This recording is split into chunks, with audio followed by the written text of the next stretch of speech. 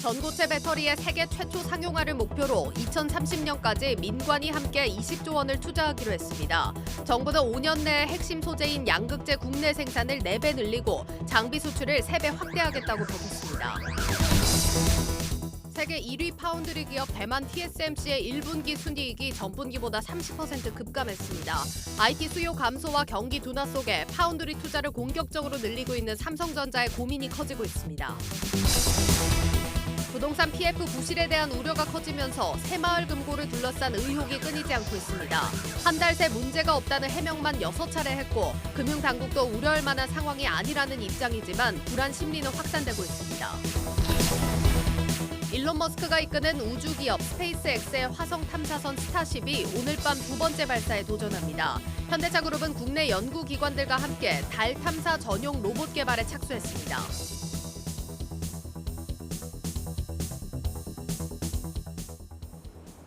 뉴스플러스 시작합니다. 첫 소식입니다.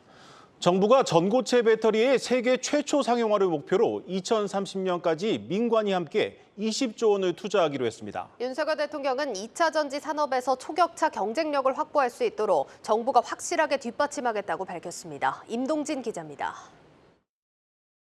반도체와 함께 우리나라의 핵심 안보 전략 자산인 2차 전지. 탄소 중립에 따른 전기차의 확산과 디지털 기기 수요 증가에 따라 중요성이 높아지고 있는 만큼 중국, 일본 등과의 경쟁도 치열해지고 있습니다. 오늘 2차 전지 전략회의를 주재한 윤석열 대통령은 높은 기술력과 양산 능력으로 지금 최고의 경쟁력을 갖고 있지만 도전도 만만치 않다며 위기의식을 내비쳤습니다. 윤 대통령은 우선 2차 전지 소재의 안정적 확보가 중요하다면서 특정국에 대한 의존도를 줄여야 한다고 말했습니다. 수산화 리튬과 코발트 등 2차 전지 핵심 소재를 대부분 중국에 의존하고 있는 현재의 상황을 벗어나야 한다는 의미도 담고 있습니다. 또한 윤 대통령은 소부장에서 완제품에 이르는 튼튼한 산업 생태계 조성과 인재 확보에 있어서 지원을 주문했습니다. 특히 성능과 안전성을 획기적으로 높이는 기술 혁신으로 초격차를 유지해야 한다고 강조했습니다. 정부는 2030년까지 민간과 함께 20조 원을 투자해 2차 전지 혁신 기술 선점에 나설 방침입니다. 첨단 산업 전선에서 우리 기업이 추월당하지 않고 우위의 격차를 확보할 수 있도록 확실하게 정부가 뒷받침하겠습니다. 아울러 다음 주에 있을 방미 주요 의제 중 하나인 인플레이션 감축법 IRA와 관련해 우리 기업들이 미국 시장에서 더욱 확고한 입지를 다질 수 있는 기회가 됐다며 민관의 협력을 당부했습니다. 한국경제TV 임동진입니다. 네, 산업부 이지우 기자와 조금 더 자세한 내용 알아보도록 하겠습니다. 이 기자, 민관이 함께 20조 원을 투자하겠다. 구체적으로는 어떤 분야에 투자를 하겠다는 겁니까? 네, 앞으로 차세대 전기차 시장을 지배할 게임 체인저로 불리는 전고체 배터리입니다. 정부가 국내 배터리 3사와 함께 2030년까지 전고체 배터리 개발에 20조 원을 투자하겠다라는 계획을 내놓았는데요. 전고체 배터리는 전해질이 액체가 아닌 고체로 되어 있습니다. 그만큼 화재나 폭발의 위험이 거의 없고 에너지 밀도가 높아서 성능 역시 뛰어난 것으로 알려집니다. 이미 전 세계에서 전고체 배터리 개발에 나선 상황이죠. 업계에서는 이 전고체 배터리를 누가 먼저 상용화하느냐에 따라 시장의 판도가 바뀔 거라고 전망을 하고 있는데요. 그간 연구 개발을 강화해야 한다는 목소리가 나왔던 만큼 정부 차원에서 적극 지원하겠다는 겁니다. 네, 이 전고체 배터리는 국내 배터리 3사가 모두 개발하고 있는데 실제로 양산까지는 좀 얼마나 걸릴 것으로 예상되고 있습니까? 네, 혹시 얼마 전에 열렸던 코엑스에서 열린 인터배터리 행사 기억하십니까? 네. 그때 SK온이 전고체 배터리 시제품의 전 단계죠. 개발품 모형을 전시하기도 했습니다. SK온은 물론 LG에너지솔루션, 삼성 SDI 등 국내 배터리 3사는 전고체 배터리 개발에 이미 나섰는데요. 기술적으로 가장 앞선 것으로 알려진 삼성 SDI는 2027년 상용화를 목표로 하고 있고요. SK온은 2028년, LG에너지솔루션은 2030년 이후를 상용화 시기로 예상했던 상황입니다. 현재까지 가장 많은 전고체 기술을 보유한 국가는 우리나라가 아니라 일본입니다. 니혼게이자의 신문에 따르면 지난 2000년부터 지난해 3월 말까지 전고체 배터리 특허를 가장 많이 보유한 곳은 도요타고요. 2위나 3위 역시 파나소닉, 이데미츠코산 등으로 모두 일본 업체입니다. 우리나라가 지금의 배터리 시장 주도권을 계속 계속해서 가져가려면 일본을 따라잡아야 한다는 얘기인데요. 정부가 국내 배터리 3사와 함께 2030년까지 전고체 개발에 20조 원을 투자하겠다는 계획을 내놓은 배경이기도 합니다. 예, 그러면 이 20조 원은 일단 세계 최초 상용화를 좀 최대한 앞당기기 위해서 쓰인다고 봐야겠네요. 네, 맞습니다. 이 파일럿 라인은 전고체 배터리 같이 아직은 상용화되지 않은 이런 시제품을 생산하는 개발 라인을 말합니다. 예. 국내 배터리 3사가 이 파일럿 라인을 구축해서 전고체 배터리를 포함한 차세대 배터리를 육성하겠다 이런 얘기인데요. LG에너지솔루션은 올해 상반기 안으로 4680 원통형 배터리 생산 공장을 구축하기로 했고요. SK온은 2024년까지 차세대 배터리 파일럿 라인을, 삼성 SDI는 2023년 하반기까지 전고체 배터리 파일럿 라인을 구축해서 세계 생산 기지의 중심 역할을 하는 마더 팩토리로 키우겠다는 계획을 내놨습니다. 이 별도의 개발 시설을 갖추게 되는 만큼 전고체 배터리의 상용화 시점도 말씀하신 것처럼 예상보다 조금 앞당겨질 전망입니다. 실제 LG에너지솔루션은 원래 전고체 상용화 시점을 2030년 이후로 잡았었는데 오늘 2026년으로 앞당겨 잡았습니다. 2027년 목표인 삼성 SDI보다 빨라지는 셈이어서 앞으로 전고체 개발에 속도전이 붙을 것으로 예상되는 대목입니다. 오늘 정부 발표 내용에서 LFP 배터리 관련 내용이 좀 눈에 띄었습니다. 이쪽은 좀 우리가 중국에 이어서 좀 뒤늦게 뛰어든 분야인데 어떤 전략이 나왔습니까? 네, 말씀하신 대로 오늘 회의에서도 LFP 배터리에 대한 투자 계획 나왔습니다. 정부와 배터리 3사가 LFP 배터리 개발에 500억 원 정도를 투자하겠다는 건데요. 잘 아시는 것처럼 국내 배터리 3사의 주력은 NCM 배터리입니다. LFP 배터리는 중국 업체의 주력이었고요. 큰 규모는 아니지만 상대적으로 가격이 저렴해 인기가 높은 LFP 배터리 시장에 진출하겠다는 의지를 밝힌 데 의미가 있다고 볼 수 있습니다. 최근 전기차 대중화로 전기차 가격을 낮추려는 업체가 늘면서 LFP 배터리 수요가 늘었는데요. 시장조사 업체 SNE 리서치에 따르면 지난해 LFP 배터리를 주력으로 하는 중국 CATL이 세계 배터리 시장 점유율 1위를 기록했습니다. 최근 테슬라는 물론 주요 완성차 업체들이 LFP 배터리를 찾는다는 얘기도 들리고 있죠. 대신 국내 배터리 3사는 가격이 싼 대신 품질이 조금 뒤처졌던 LFP 배터리에 기술력을 조금 더하겠다 이런 각오입니다. 2027년까지 세계 최고의 기술력을 확보해서 다양한 고객사의 수요에 대응하겠다는 얘기입니다. 예. 그리고 최근 2차 전지 소재 기업들이 또 크게 성장하면서 주목을 받고 있는데 이들에 대한 투자나 지원책은 없었습니까? 네, 맞습니다. 국내 배터리 3사의 해외 진출이 활발해질수록 배터리에 들어가는 소재를 공급하는 소재사나 또 부품사의 경쟁력도 필수적일 텐데요. 이날 회의에서 롯데케미칼, LG화학, 고려아연, LNF 등도 자리한 만큼 지원책 나왔습니다. 정부는 국내 소재사가 투자를 늘릴 수 있도록 투자 세액 공제율을 대기업은 8%에서 15%로, 중소기업은 16%에서 25%로 대폭 상향했습니다. 기존에는 니켈 함량이 80% 이상인 하이니켈 양극재용 소재에만 적용됐는데 앞으로 2차 전지용 광물 가공 전체로 확대 지원하겠다는 계획을 밝혔습니다.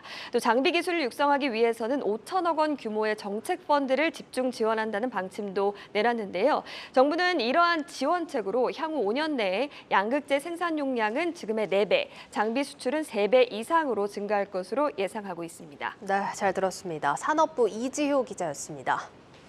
세계 1위 파운드리 기업 대만 TSMC의 1분기 순이익이 전분기보다 30% 급감했습니다. IT 수요 감소와 경기 둔화 속에 파운드리 투자를 공격적으로 늘리고 있는 삼성전자의 고민이 커지고 있습니다. 정원우 기자입니다. TSMC의 1분기 순이익은 8조 9천억 원 수준으로 시장 예상치를 웃돌았습니다. 선방이라는 평가가 나오지만 전분기 대비 매출은 18.7%, 순이익은 30% 줄었습니다. 분기 이익으로는 4년 만에 최소입니다.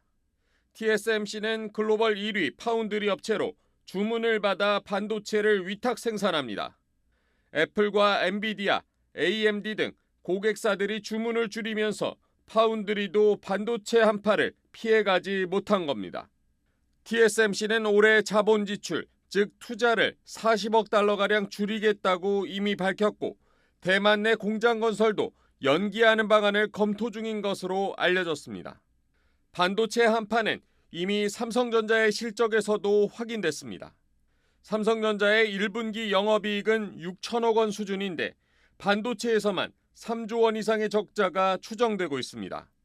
특히 주력인 메모리의 어려움이 지속되는 가운데 내부적으로 선방하고 있다고 평가하는 파운드리 부진까지 더해질 경우 삼성전자의 2분기 실적은 더 참담할 수 있습니다. 실제 증권가에서 예상하는 삼성전자의 2분기 영업이익 추정치는 7천억 원에도 못 미치고 있습니다. 삼성전자는 다음 주 1분기 사업 부문별 실적을 공개합니다. 반도체 부문의 적자 규모와 재고 상태 등이 확인되면 2분기 실적 밑그림도 보다 더 뚜렷해질 전망입니다. 한국경제TV 정원우입니다. 오늘 주식시장 상황 점검해 보겠습니다. 증시 프리즘 박승환 기자와 함께합니다. 안녕하십니까. 예, 박 기자. 그동안 시장이 좀 조정을 받을 것이다 이런 전망이 많았는데 오늘 코스피, 코스닥 둘 다 좀 무너졌습니다. 특히 이제 코스닥이 900선을 내줬습니다. 맞습니다. 개인과 외국인이 코스피와 코스닥 시장에서 정반대의 행보를 보이고 있습니다. 오늘 코스피는 2,563회 거래를 마쳤고요. 코스닥은 나흘 만에 900선이 무너졌는데요. 무엇보다 코스닥 시장에서 개인과 외국인, 기관들의 투자 결정이 극명하게 엇갈리고 있습니다.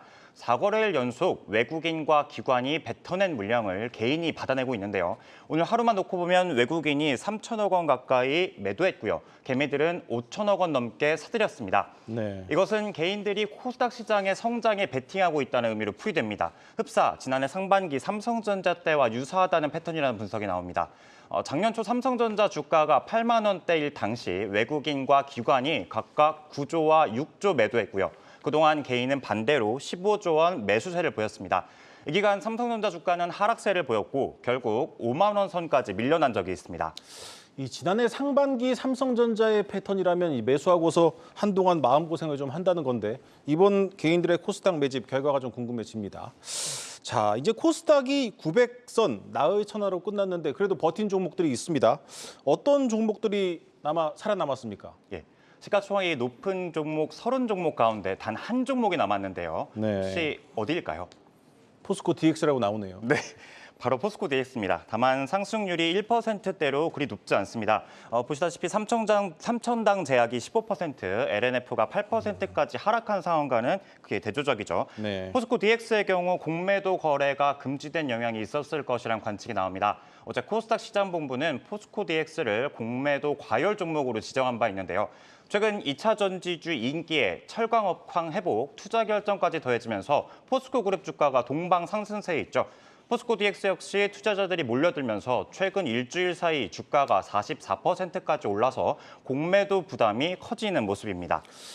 네, 전 세계로 좀 시선을 넓혀보면 요즘 러시아는 물론이고 중국과 대만도 분위기가 심상치 않습니다. 그래서인지 오늘 방산주가 좀 특히 좋았습니다. 맞습니다. 앵커 말씀처럼 굵직한 종목 순으로 한번 살펴보면요. 항공우주가 5% 가까이 올랐고요. 현대로템과 STX가 10% 넘게 상승했습니다. 항공우주는 지난해 9월 이후 최고가로 장을 마쳤고요. 퍼스텍은 장중 한때 상한가에 다가서기도 했습니다. 배경에는 러시아가 있습니다. 외무부 대변인이 우크라이나에 대한 무기 공급은 러시아에 대한 적대 행동이라고 우려를 표했는데요. 윤 대통령이 로이터와의 인터뷰에서 우크라이나에 대한 군사 지원을 암시했다는 주장입니다. 이에 대해서 우리나라 대통령실은 상식적이고 원론적인 답변이었다는 입장입니다. 이에 더해 실제로 최근 증권가에서는 국내 방산주의 성장 가능성을 예상하는 리포트들이 이처럼 잇따르고 있습니다. 하나증권은 글로벌 군비 증강 움직임에 국내 방산 기업이 수혜를 볼 가능성이 있다고 내다봤습니다. 네. KB증권은 그중에서도 현대로템에 주목합니다. 폴란드로 수출하는 K2 전차 납품이 이뤄지면서 4분기 어닝 서프라이즈가 예상된다며 목표 주가를 올려잡았습니다. 네, 여기까지 듣겠습니다. 증시 프리즘 박승환 기자였습니다.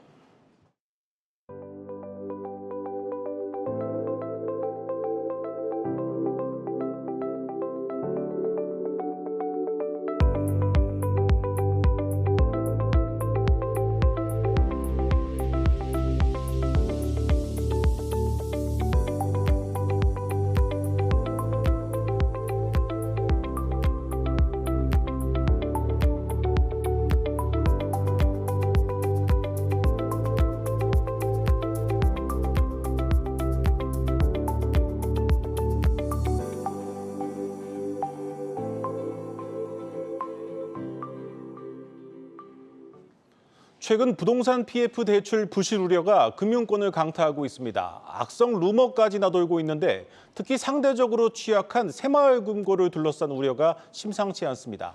경제부 장슬기 기자와 좀 자세히 분석해 보겠습니다. 자, 최근 이제 부실 뇌관으로 꼽히고 있는 곳 중 하나가 이 새마을금고인데 이 연체율이 뭐 다른 금융사보다 높다고 하는데 실제로 상황은 어떻습니까? 네, 실제 연체율 추이는 좋지 않습니다. 네. 이 금리가 급격하게 올랐고 또 부동산 경기도 영향을 받으면서 사실 건전성 수치는 나빠졌습니다.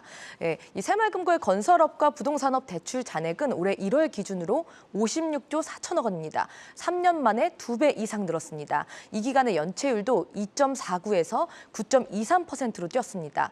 이 저축은행 업계 부동산 PF 대출 연체율이 현재 한 2%대인 것을 비교하면은 상당히 높은 수준이긴 합니다. 이 연체율이 9%대라면은 뭐 금융권 전체로 봐도 상당히 높은 수준인데 그렇다면 정말 위험한 것 아닙니까? 네, 사실 수치상으로는 굉장히 높은 편인 것은 맞는데요. 이 새마을금고 측에서 이런 부실 우려에 대해서 지속적으로 좀 해명을 하고 있는 네. 상황입니다. 먼저 가장 중요한 부분이죠. 유동성 비율을 보면 2023년 2월 말 기준으로 새마을금고 유동성 비율은 평균 112.8%입니다. 이 법에서 정하는 기준치 100%를 상회하고 있습니다. 하지만 물론 이 전부 다 이 비율을 맞춘 것은 아닙니다. 이 전국에 1,294곳의 새마을금고가 있는데요. 그중 413곳은 100%는 미달한 상황입니다. 네. 예, 현재 새마을금고 중앙에는 이 전국 금고들을 대상으로 이 비율을 기준치에 좀 모두 맞춰라 이렇게 권고했습니다. 이렇다 보니 이제 일부 지방 작은 새마을금고에서 문제가 발생하는 거 아니냐 이런 관측들이 나오고 있는 겁니다. 이 다만 중앙회 측은 위기 시에 활용할 수 있도록 보유한 상환준비금 13조 원 가량이 이제 보유하고 있기 때문에 유동성에는 문제가 없다는 입장입니다. 실제 이런 우려들이 지속적으로 나오면서 새마을금고는 최근에 연체자들을 대상으로 기한을 연장해주거나 아니면 뭐 이자를 감면해주는 맞춤형 채무조정 프로그램을 시작하기도 했습니다. 예, 연체율이 높기는 하지만 충분한 유동성이 없으니 문제가 없다는 건데 좀 근본적인 해답은 아닌 것 같습니다. 특히 이제 또 새마을금고에 대한 우려가 큰 이유 중 하나가 이게 금융회사인데도 금융당국의 감독을 받지 않는다 이런 점 아니겠습니까? 네, 맞습니다. 이 새마을금고는 엄밀히 따지면 금융위원회 산하 금융기관이 아니고요. 행정안전부 산하의 상호금융조합으로 분류가 됩니다. 이 은행이나 저축은행들이 금감원의 감독을 받는 것과 달리 행안부 소속이기 때문에 안정성이 좀 떨어지는 것 아니냐 이런 지적들이 나오고 있긴 합니다. 하지만 이 새마을금고도 자체적으로 새마을금고법에 따라 예금자 보호제도를 운영하고는 있습니다. 화면을 좀 보시면요. 1인당 한 법인금고에서 5천만 원까지 보호를 받는 것은 사실 금융권과 같습니다. 네. 이 새마을금고는 각각 금고마다 좀 법인이 다른데요. 법인당 5천만 원까지 보호가 되기 때문에 사실 은행과 좀 비교를 하면은 여러 금고에 넣었을 때 각기 다른 은행에 돈을 넣는 것이나 마찬가지입니다. 어떻게 보면 좀 보호 한도가 조금 더 크다 이렇게 볼 수 있는 대목이기도 네. 한데요. 하지만 이 법인 하나가 여러 지점을 보유하고 있는 경우도 있습니다. 이 경우에는 지점별로 합쳐서 5천만 원까지만 보호가 되기 때문에 이 법인을 확인하는 게 중요 포인트입니다. 네. 하지만 다만 이 경우에도 새마을금고 중앙회 차원에서 상환준비금과 별도로 예금자 보호준비금 적립액을 2조 5천억 원가량 현재 보유하고 있기 때문에 예금 지급에는 문제가 없다는 게 금고 측의 설명입니다. 네, 최근에는 이 대구 지역 다인건설 공사 중단 소식이 전해지면서 새마을금고 대구 지점들 대출 미분양 물량이 뭐 상당하다 이런 얘기가 나오고 있습니다. 실제로 뭐 대구 지역 금고는 괜찮은 겁니까? 네, 사실 저도 그 부분이 좀 우려가 돼서 취재를 좀 해봤습니다. 예, 이 다인건설 쪽에서 최근 이 추가로 출자를 해서 공사를 재개하겠다 이런 협약을 한 것으로 전해지긴 합니다. 네. 예, 그래서 진행 사항은 조금 더 시간을 좀 두고 봐야 할 것 같고요. 다만 이 부동산 경기가 워낙 좋지 않기 때문에 혹시 최악의 상황에는 이 파산되는 것 아니냐 이런 우려가 나와서 후속 조치가 어떻게 이뤄지는지도 제가 좀 새마을금고 측에 취재를 했습니다. 네. 이 부분은 사실 잘 알려져 있지 않아서 많은 분들이 우려하고 있기도 한데요. 이 새마을금고의 경우 중앙회 차원의 수시 구조 조정 기능이 있습니다. 예를 들어 뭐 한 지점에서 부실이 나서 파산까지 이어졌다. 이 경우에 인근에 있는 건전성이 좋은 우량 지점으로 합병을 해서 예금 같은 것을 이관하는 구조 조정이 이뤄집니다. 그러니까 이제 한마디로 말씀드리면 금고가 망했다고 해서 돈을 모두 날리는 게 아니라 이 거래 은행이 바뀌고 예금이 이관되는 그런 이제 구조인 겁니다. 이런 사례는 사실 파산이라는 최악의 상황에서 좀 진행이 되는 건데 다행히 아직까지 이런 사례는 단 한 건도 없었다는 게 새마을금고 측의 설명입니다. 나름대로 안전장치는 가지고 있는 것 같습니다. 그런데 유동성이 충분하다고 하지만 최근 이제 금융권 분위기가 안 좋다 보니까 금융회사 이러다 망한다 이런 목소리가 좀 끊이질 않습니다. 네, 맞습니다. 아마 앵커도 받아보셨을지 모르겠지만 최근에는 일부 대형 저축은행 부실이 좀 크게 났다. 이런 악성 루머까지 좀 돌기도 했습니다. 네. 제가 그 내용을 화면에 좀 준비를 했는데요. 이제 이 워낙 경기 상황이 좋지 않다 보니까 근거 없는 허위 사실들이 좀 나오고 있습니다. 지금 일부 이 대형 저축은행 이름까지 좀 거론이 됐는데요. 네. 사실 허위 사실로 판명이 나긴 했습니다. 그런데 이런 불안 심리가 좀 더 커지면 커질수록 결국 뱅크런 발생 가능성도 무시할 수 없는 상황입니다. 사실 금융사에서 가장 우려하고 있는 부분도 이런 대량 인출이고요. 다만 이 금융당국도 가파른 연체율이 좀 문제로 꼽히고는 있지만 현재 조금 안정적인 상황이라고 좀 보고 있고요. 금융사들이 이미 과거에 저축은행 사태를 겪어봤기 때문에 더욱 좀 보수적으로 운영을 하고 있는 부분도 있고 만약의 사태에 대비해서 예금 지급에 문제가 없도록 유동성 비율을 좀 깐깐하게 주문하고 있는 만큼 당장은 좀 문제가 없다 이렇게 평가를 좀 하고 있습니다. 네, 잘 들었습니다. 경제부 장서희 기자였습니다.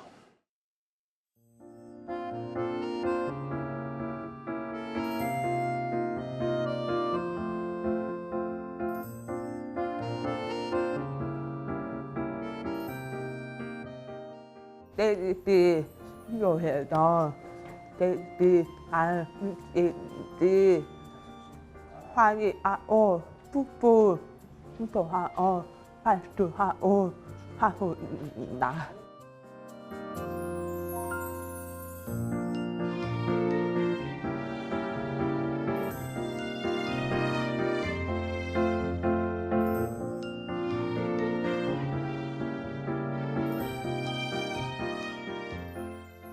하고 빠는 뭐 회복하며 뽀뽀해요.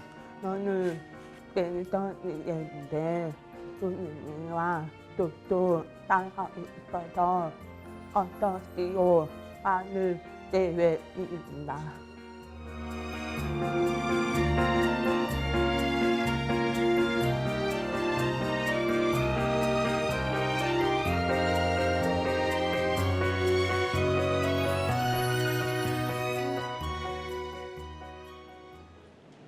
한국 증시에 대한 글로벌 시장의 관심이 높아지고 있습니다. 유럽계 운용사인 레버리지 쉐어즈는 한국경제TV와 가진 단독 인터뷰에서 한국 개인 투자자들의 성장세가 외국 금융기업들의 관심을 끌고 있다고 말했습니다. 박찬희 기자입니다. 한국 증시로 글로벌 자금이 몰리고 있다. 총 운용자산 규모가 25억 달러에 달하는 유럽계 대형 운용사 레버리지 쉐어스의 평가입니다. 실제로 한국 증시 내 외국인 투자액은 지난해 3분기까지 감소세를 보였지만 연말부터 다시 가파른 증가세를 보이고 있습니다. 레버리지 쉐어스의 산딥 라오 리서치 애널리스트는 향후 2년 동안 중국과 인도의 가파른 경제 성장세가 예상되며 경쟁력을 갖춘 한국 기업들의 수혜가 예상된다고 밝혔습니다. But India and China are forecasted to have the biggest growth in GDP over the next 2 years as per the IMF and major investment banks all over the world. This means that there's going to be a general increase in consumption. In emerging markets countries, Korean companies have long had a substantial market footprint. 미국의 금리 상승에 따른 경기 둔화 우려와 미중 갈등의 심화도 한국 증시를 오히려 대안 투자처로 부각시키고 있다고 평가했습니다. 라오 애널리스트는 한국 증시에 대한 외국인 접근성이 점차 개선될 것으로 전망돼 한국 증시의 유리한 위치는 올해도 계속될 것이라고 밝혔습니다. Towards the end of January of this year, the FSC announced broad measures to improve international investor access to Korean markets via measures such as the abolition of the foreign investor registration system, the expansion of scope for OTC transactions by foreign investors, and making disclosures in English for top-of-the-line companies mandatory. This will help enhance flows into the Korean market. 한편 레버리지 쉐어즈의 옥타이 카브라크 총괄이사는 한국 개인 투자자들의 성장세가 글로벌 금융사들의 눈길을 끌고 있다고 말했습니다. South Korean investors are known for their active approach to trading. Tech stocks, thematic funds, and leveraged ETPs. These are some of the most traded products among the 40+ million trading accounts in the country. This growing trend of retail investing is now capturing the attention of foreign companies who are looking to satisfy that demand. 실제로 레버리지 쉐어스는 지난해 6월 한국 증시를 3배로 추종하는 ETP 상품을 영국 증시에 가장 먼저 상장한 바 있습니다. 다만 이들은 한국에서 외국인 투자자 규제가 완화됐을 때 한국 기업들이 외국 이해관계 기업의 경영권이 넘어가는 것을 방지하기 위해 차등 의결권 제도 등의 규제 마련이 필요하다고 조언했습니다. 한국경제TV 박찬유입니다. 국민연금이 내년부터 거래 증권사 선정 기준을 더 강화하기로 했다는 방침을 증권사들에게 통보했습니다.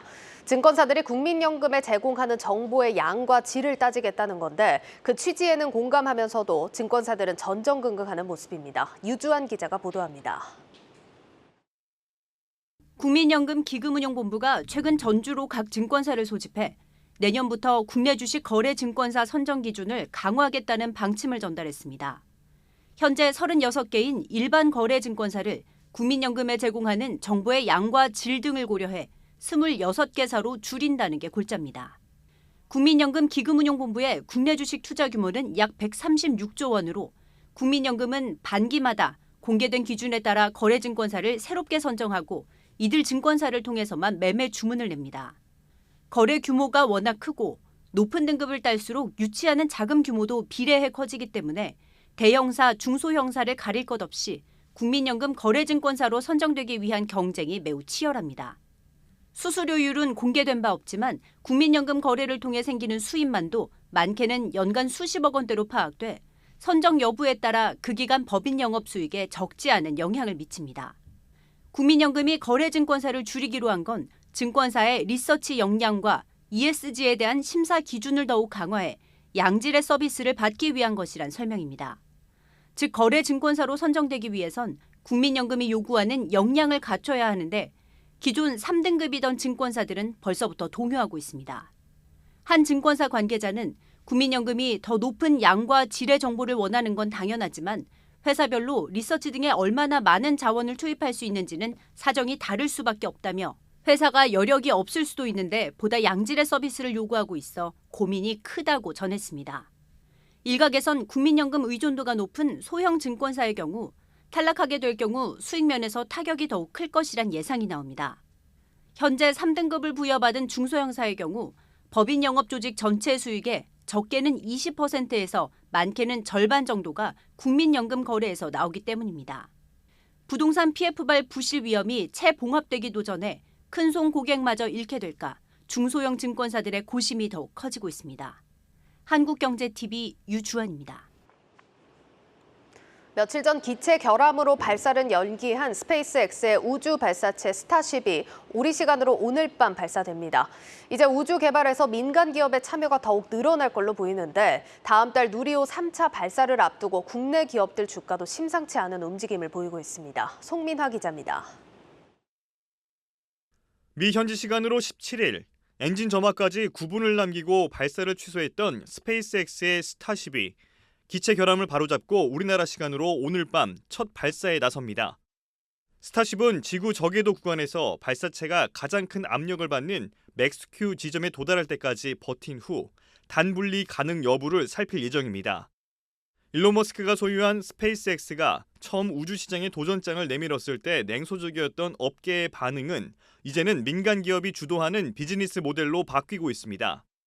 국내 민간 기업들도 우주 사업에 속속 도전장을 내밀고 있습니다. 우주항공 스타트업인 이노스페이스가 지난달 시험 로켓 발사에 성공한 데 이어 다음 달 24일 3차 발사를 앞둔 누리호도 한화 에어로스페이스나 한국항공우주산업과 같은 기업들이 참여 비중을 확대하고 있습니다. 전문가들은 이번 3차 발사를 계기로 국내 우주 사업이 민간 주도로 전환되는 속도가 높아질 것으로 전망합니다. 2차 발사는 누리호 발사의 성공에 의의를 뒀던 거고 3차 발사 같은 경우에는 한화 에어로스페이스를 민간 기술 이전 기업으로 선정을 하고 진행을 하는 거기 때문에 이번에 성공한다라고 하면 민간으로의 좀 그런 확장이 좀 빨라지지 않을까라고 생각하고 있습니다. 현재 항공우주연구원이 주도하는 3차 발사의 전 과정을 참관하고 있는 한화 에어로스페이스의 경우 한국의 일론 머스크라고 불리는 김동관 부회장이 사업에 공을 들이면서 주가도 탄력을 받아왔습니다.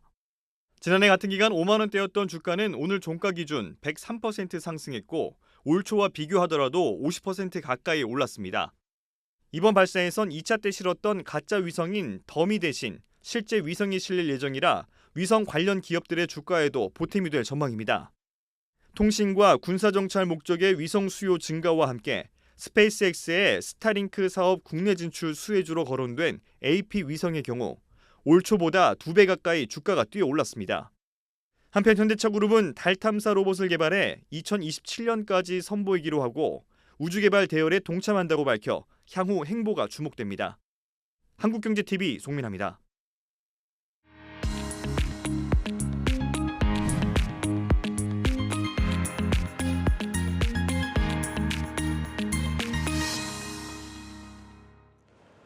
네, 코오롱 인더스트리의 패션 부문이죠. F&C 부문이 새로운 카테고리 개척에 속도를 내고 있다고 합니다. 해외 패션 브랜드를 수입해서 판매하는 데 주력하는 다른 또 패션 대기업들과 달리 자체 브랜드를 키우는 전략으로 성과를 내고 있다고 하는데 산업 2부 김예원 기자와 함께 보겠습니다.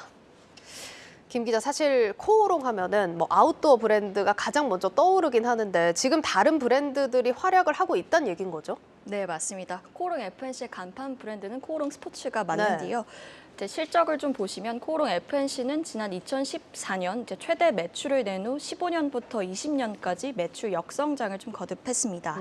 20년에 코로나 영향도 있었지만 아무래도 코오롱 스포츠로 좀 호황을 누리다가 아웃도어 좀 거품이 좀 빠지고 전반적으로 좀 침체기로 접어들면서 매출이 좀 하락 곡선을 그리게 된 겁니다.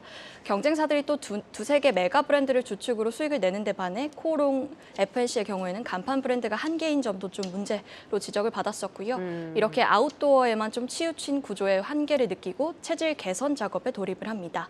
핵심 방향 중 하나가 브랜드 다각화인데요.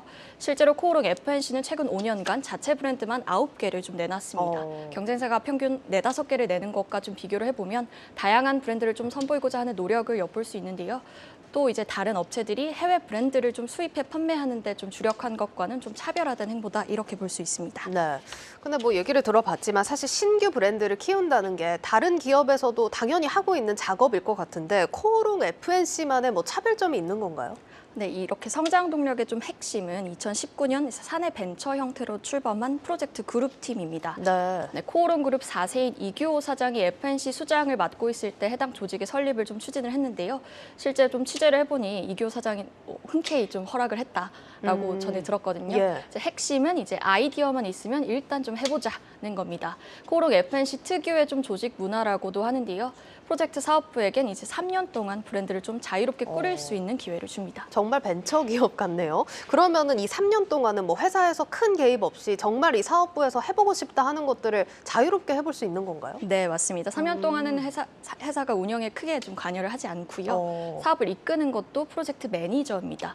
브랜드별로 좀 소수 정예로 인원을 꾸려서 좀 책임과 권한을 가지고 독자적으로 좀 움직이고 있고요. 파격적이네요. 네, 맞습니다. 패션 대기업의 경우 이제 통상 고위급 임원이 몇 개의 브랜드를 좀 모아서 총괄하는 게 좀 일반적인데 이런 방식에서 좀 탈피를 한 거고요. 이제 코오롱 F&C가 이러한 변화를 좀 주도했다는 평가가 있습니다. 조직이 작고 좀 젊어지다 보니까 좀 새로운 도전이 가능했다 이런 평가가 나옵니다. 알겠습니다. 일단 시도 자체는 칭찬할 만하다라는 생각이 드는데 브랜드를 론칭한다는 게 사실 돈이 한두 푼 드는 일은 아니다 보니까 물론 다 성공 사례로 이어지면 좋겠지만 아닌 사례도 분명히 있을 거니까 이런 부분을 생각해 보면 오히려 좀 수익성이 떨어지는 게 아니냐 하는 의문을 가질 수도 있을 것 같거든요. 네, 그런 의문이 당연히 있는데 이런 좀 부담을 줄였다는 좀 긍정적인 평가도 받고 있습니다. 그 이유는 좀 온라인을 기반으로 사업을 진행하기 때문인데요.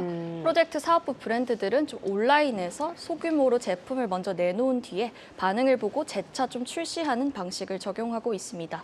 대체로 1년 전에 발주를 하고 트렌드를 예측해서 생산하는 방식과는 좀 다른 방식인데요. 아무래도 온라인이다 보니 리뷰나 관련 데이터를 좀 확인하면서 소비자 반응도 좀 빠르게 캐치가 가능하고 또 그 반응에 따라 개선도 빠르게 이뤄질 수 있다는 장점이 있습니다. 실제로 리뷰 4만 개를 보고 주머니 위치나 지퍼 유무를 수정해서 재출시하기도 하고요. 그렇다 보니까 소비자들이 이 브랜드에 대한 만족도도 좀 상당히 올라가는 부분이 있었습니다. 또 온라인 유통 기반이기 때문에 백화점, 쇼핑몰 등의 매장을 좀 출점하면서 판매를 시작하는 것보단 재반 비용을 좀 낮출 수 있는 것도 장점입니다. 그렇겠네요. 시장성이 좀 입증이 되면 이제 오프라인에서도 매장을 좀 확대하고 하는 방식이고요. 반대로 경쟁력이 낮다고 판단이 되면 빠르게 사업을 접기도 합니다. 신규 브랜드를 내놓는 데 대한 위험 부담도 좀 상대적으로 덜하다고 볼 수 있습니다. 그러면 이 프로젝트 사업부의 브랜드들이 실제로 의미 있는 성과를 내는 곳도 있을까요? 네, 최근 이제 코오롱 FNC가 매출 1조 원대에 다시 진입을 했는데요. 네. 물론 이제 엔데믹으로 가면서 의류 소비가 좀 더 늘어난 영향도 있고, 그리고 작년에 또 골프웨어 붐이 또 불면서 그쵸. 골프웨어가 좀 매출에 상당한 기여를 한 부분이 있지만, 이제 프로젝트 사업부 역시 좀 사업 기반을 마련하는 데 좀 일조했다는 분석이 나오고요. 이 프로젝트 사업부에서만 7개 브랜드를 선보였습니다. 현재는 6개를 운영 중인데요. 이 브랜드들은 세 자릿수 이제 매출 성장률을 좀 꾸준히 기록을 해왔고요. 간판 브랜드와 비교하면 사업 규모는 아직 좀 작지만 성장세가 좀 크다라고 볼 수 있습니다. 이 중에 이제 세 브랜드가 안정 궤도로 올라갔다는 판단 하에 이제 개별 사업부로 정규 편성되기도 했습니다. 알겠습니다. 지금 뭐 이 브랜드들 외에 주력으로 키우는 브랜드가 또 있다면서요? 네, 맞습니다. 최근 코오롱 FNC는 볼디스트라는 브랜드를 기자들에게 좀 소개하는 자리를 가졌는데요. 네. 이제 볼디스트는 워크웨어, 이제 작업복을 만드는 브랜드입니다. 보시는 것처럼 이제 기계, 자동차 정비를 하시는 분들, 그리고 방탄복, 용접 작업자 등이 작업 현장에서 안전하게 입을 수 있는 옷을 만드는 건데요. 20년에 이제 직원 4명이 모여서 시작한 브랜드였는데 지금은 10명 규모까지 좀 커진 상태고요. 올해 또 13명까지 좀 확장한다고 합니다.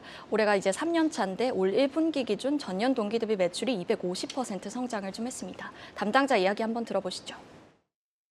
아무도 안 해본 걸 한번 좀 해보자.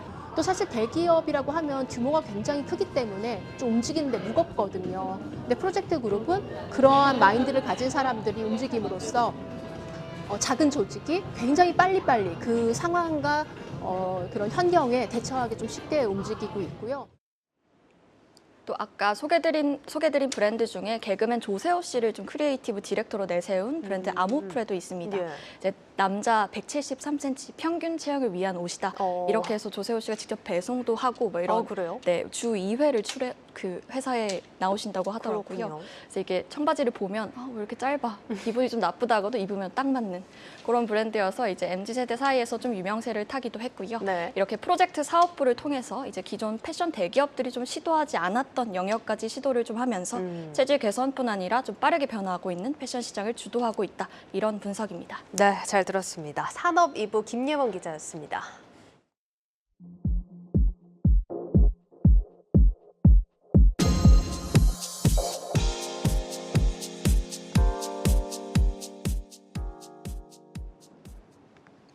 꿈의 암 치료라고 불리는 중입자 치료가 국내에서 첫 선을 보입니다. 난치암 환자들이 애타게 기다려왔는데 췌장암 같은 치료가 어려운 암도 생존율이 높아지고 그 부작용도 적다고 합니다. 자세한 내용 김수진 기자가 보도합니다. 이번 달 말부터 국내에서도 중입자 치료를 받을 수 있습니다. 꿈의 암 치료로 알려진 중입자 치료. 중입자는 일종의 방사선인데 효과는 2~3배 이상입니다. 무거운 탄소 입자를 사용하기 때문에 암세포에 강한 충격을 줄 수 있습니다. 기존의 방사선 치료로 좋은 성적을 거두지 못하고 있는 암종들에서 기존의 치료보다 조금 더 좋은 치료 성적을 거둘 가능성이 높고 부작용 측면에서도 기존의 치료보다 더 안전하기 때문에 이제 그런 면을 기대하는 겁니다. 또한 특정 부분에서만 에너지를 발산해 암세포만 집중 공격이 가능합니다. 딱 타겟 부분만 설량이 이제 중첩되면서 그 들어간 설량이 이제 높아지는 거죠. 피부 쪽에 들어간 설량이 이제 확 떨어지고. 첫 치료 대상은 조기 전립선암 환자. 완전 관해를 목표로 하는 거죠. 요실금이 발생한다든지 그다음에 이제 발기부전이 온다든지 중립자를 치료하면은 이제 그런 류의 부작용은 최소화할 수 있거든요. 치료 횟수는 평균 12회, 방사선 치료의 절반 수준입니다. 12번 이제 치료하거든요. 매번 올 때마다 자세나 환자 위치가 달라질 수 있어요. 기구를 제작을 해서 환자가 가능하면 이 똑같은 자세를 치료받을 때 계속 유지할 수 있도록. 한 번 방문에 20분 정도만 소요되고 통증도 없어 곧바로 귀가할 수 있습니다. 정확한 수가는 정해지지 않았지만 업계에서는 12회 기준 약 6천만 원 수준으로 예상합니다. 보험이 되지 않아 비싼 가격이지만 과거에는 수억 원을 들여 외국으로 나가 치료를 받아야 했기 때문에 환자들의 문의는 빗발치고 있습니다. 연세안병원이 밝힌 하루 문의 전화만 200여 통. 빨리 받고 싶다며 앞다퉈 진료 예약을 넣는 상황이라고 합니다. 연세안병원은 현재 보유한 중입자 치료기 3대 중 1대만 오픈했지만 내년 봄까지 3대를 모두 가동시켜 췌장암, 폐암, 간암 같은 다양한 암종에 적용하겠다고 밝혔습니다. 한국경제TV 김수진입니다. 저출산 고령화 시대에 접어들면서 1, 2인 가구가 선호하는 소형 아파트 부족 현상이 계속 이어지고 있습니다. 건설사들이 소형 아파트를 적극적으로 지을 수 있도록 건축비를 현실화해야 한다는 목소리가 나오고 있습니다. 양현주 기자입니다. 결혼을 하지 않거나 결혼을 해도 아이를 낳지 않은 현상이 심화되면서 1, 2인 가구가 폭발적으로 늘어나고 있습니다. 특히 수도권의 경우 10가구 중 6가구는 1, 2인 가구가 차지할 정도입니다. 연령대도 20대부터 60대까지 고르게 분포하고 있습니다. 더 이상 1인 가구가 돈이 부족한 사회초년생에 국한된 게 아니라는 겁니다. 이들이 어떤 집을 원하는지 시민들에게 직접 물어봤습니다. 소형 평수를 선호할 수밖에 없는 게 너무 비싸요. 내 생애 최초 주택자금 마련 대출이 2가지가 크게 있잖아요. 청년들이 할 수 있는 거랑 이제 신혼부부가 할 수 있는 거. 근데 저 같은 경우도 2개 다 받아봤거든요. 그래도 힘들어요. 나는 혼자 살면서 회사 다니면서 시간이 없어서 오히려 집 관리하는 데는 소형 평수가 좋을 것 같아서 소형 평수를 선호하는 편이에요. 이런 전반적인 사회 분위기 속에 소형 아파트에 대한 수요도 크게 늘어나고 있습니다. 지난해 수도권의 아파트 매매 거래 중 45%가량이 60제곱미터 이하의 소형 아파트인 것으로 나타났습니다. 2008년 이후 소형 아파트 매매 비중이 가장 높은 겁니다. 하지만 늘어나는 수요를 뒷받침할 공급은 아직도 턱없이 부족한 실정입니다. 이미 2019년 기준 수도권에서만 소형 주택 수가 50만 가구 부족한데 이 가운데 서울 지역만 38만 가구에 달합니다. 공급이 부족한 큰 이유는 소형 주택 특성상 수익성이 떨어져 민간 사업자들이 선뜻 나서기 힘들기 때문입니다. 실제 소형 주택의 기본 건축비는 중형 대비 1.07배 정도 비싼 것으로 나타났습니다. 때문에 소형 주택의 기본형 건축비를 현실화해야 한다는 목소리가 높아지고 있습니다. 소형평형으로 많이 공급을 하게 되면 방문에 문짝수를 더 많이 달아야 된다. 그다음에 화장실의 개수를 더 많이 넣어야 되는 이런 부담들도 있고. 다만 기본형 건축비 인상이 자칫 소형 아파트의 분양가 인상을 자극할 수 있어 사업자금 조달금리와 융자 한도 상향 등 정책적 보완이 필요하다는 지적입니다. 한국경제TV 양현주입니다. 한국경제신문이 오늘 인천 부평국가산업단지에서 독일에서 들여오는 최신 윤전기가 들어설 새 윤전공장 기공식을 열었습니다. 예상 공사 기간은 17개월로 새 윤전공장이 완공되면 시간당 19만 부의 신문을 인쇄할 수 있습니다. 김정호 한국경제신문 사장은 인쇄 품질을 개선해 신문의 경쟁력을 한층 강화할 것이라며 새 윤전공장은 한국 신문 산업의 프린팅 허브로 자리매김할 것이라고 말했습니다.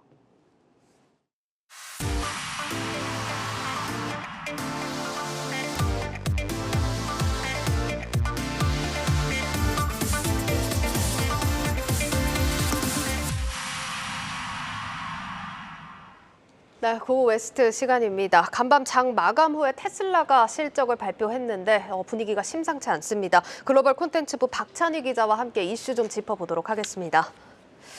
박 기자, 테슬라 실적을 발표했는데 영업이익이 좀 급감한 걸로 나와 있습니다. 시간에 거래해서 주가 많이 하락하고 있어요. 네, 맞습니다. 최근 테슬라가 보였던 공격적인 가격 인하로 인해서 이익 마진이 대폭 줄면서 영업이익은 전년 대비 24%나 급감한 것으로 나타났는데요. 예. 조금 전 체크해보니까 시간에 거래해서 7% 정도 급락하고 있었습니다.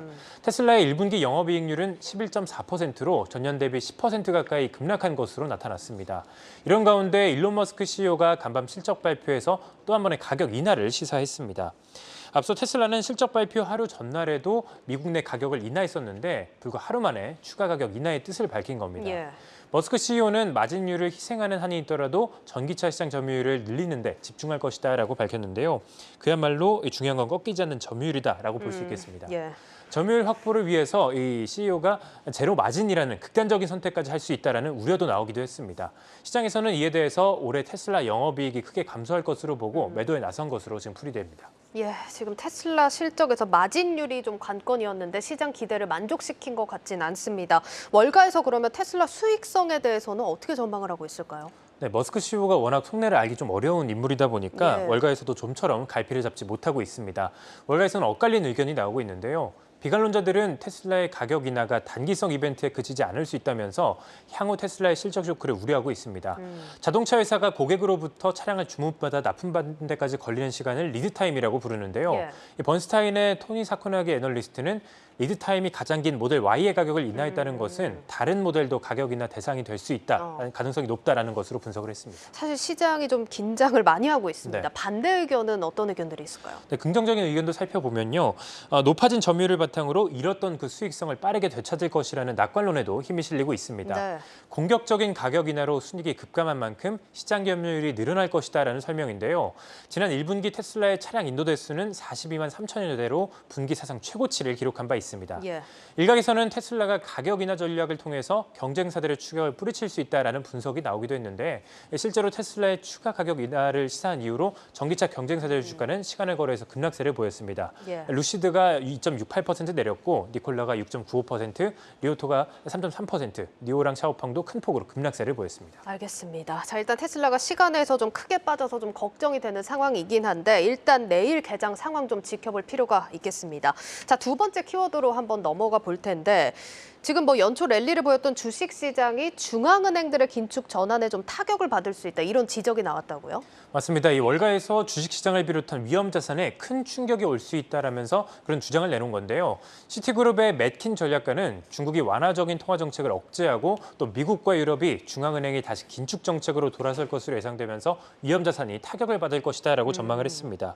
중국의 1분기 GDP가 4.5% 성장하면서 예상치를 웃돌았고 간밤 영국의 3월 소비자 물가 지수가 예상치를 상회한 점 등이 이런 우려를 키우고 있다는 설명입니다.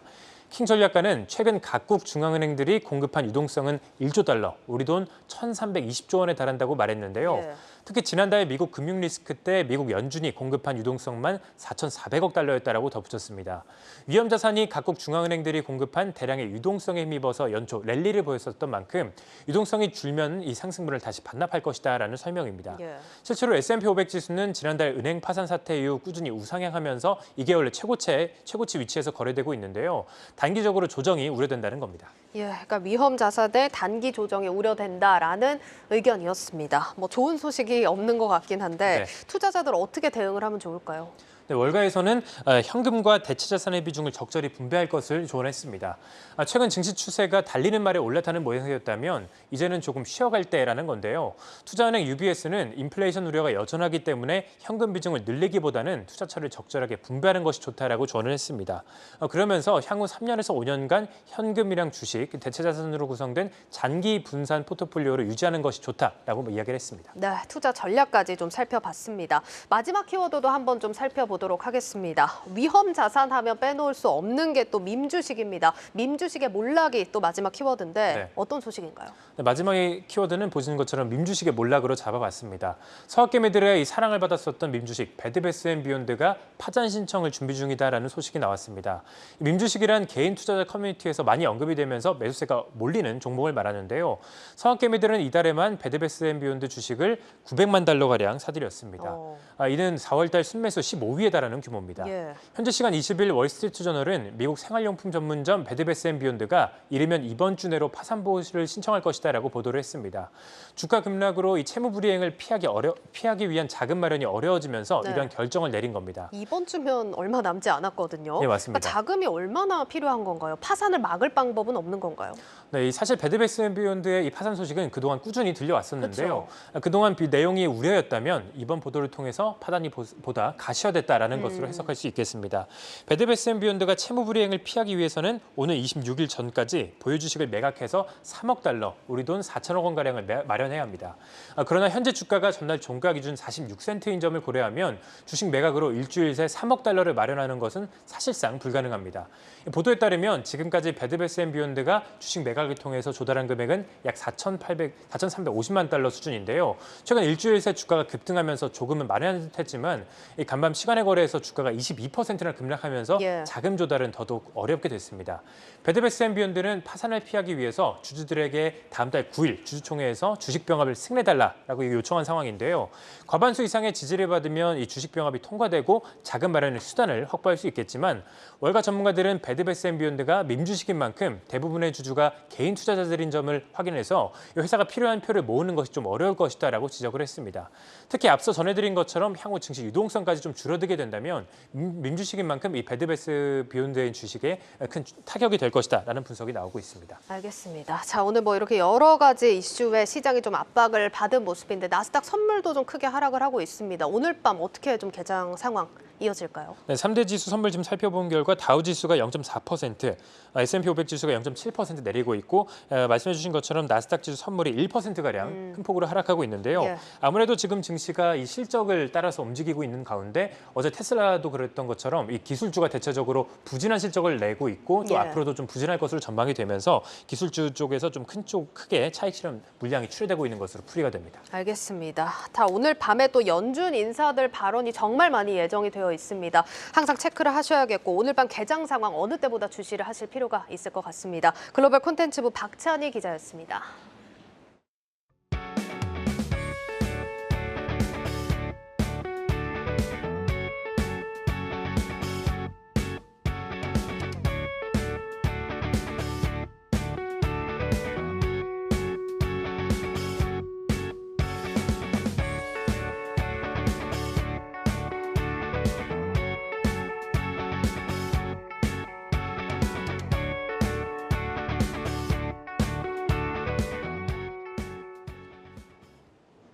내일자 한국경제신문 미리 살펴보겠습니다. 첫 번째 기사입니다. 이재용 삼성전자 회장이 다음 달 중순까지 이어지는 미국 출장 기간에 실리콘밸리에 들러 팀 쿡 애플 최고 경영자와 순다르 피차이 구글 CEO 등을 만날 것이란 내용의 기사입니다. 글로벌 정보통신 기술업계 빅샷들과 교류를 통해 삼성의 미래 사업을 구상하고 기업 간 협력을 강화하기 위한 목적이라는 분석입니다. 이재용 회장은 윤석열 대통령의 미국 국빈 방문에 동행하기 위해 이르면 이번 주말 출국해 5월 둘째 주까지 미국에 머물 것으로 보입니다. 미중 반도체 패권 전쟁과 소비 침체로 경영 불확실성이 커진 만큼 이 회장이 미국 출장을 통해 위기 돌파 방안을 찾을 것이란 전망이 나오고 있습니다. 다음 기사입니다. 국내 자율주행 드론 개발 업체들의 자율주행 기술 개발이 모호한 법 규정에 발목 잡혔다는 내용의 기사입니다. 자율주행 기술을 고도화하려면 AI가 사람 얼굴을 있는 그대로 학습해야 하는데 국내에서는 개인정보보호법 때문에 사람 얼굴이 지워진 영상밖에 사용하지 못한다는 겁니다. 도로에서 촬영된 일반인 영상은 이름 등 추가 정보와 결합하지 않는 이상 인적 사항을 특정짓기 어렵지만 현행법상 이 원본 데이터는 연구 목적으로 사용할 수 없다는 내용까지 전해드리겠습니다. 뉴스플러스 오늘 준비한 순서는 여기까지입니다. 시청해주신 여러분 고맙습니다.